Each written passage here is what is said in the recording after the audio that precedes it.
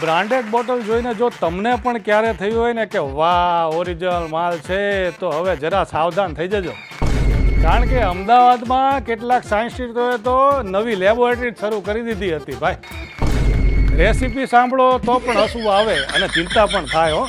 સસ્તો દારૂ, થોડું પાણી, ઉપરથી ફ્લેવર અને પછી હેર ડ્રાયરથી આખી બોટલને એવો ફિનિશિંગ ટચ આપે કે જાણે સીધી કંપનીમાંથી આવી હોય.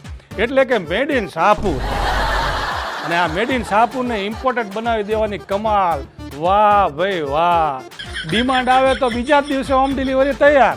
બ્રાન્ડેડ બોટલ, બ્રાન્ડેડ સ્ટીકર અને ભાવ પણ બ્રાન્ડેડ હો ભાઈ. ફક્ત અંદરનો માલ જ લોકલ.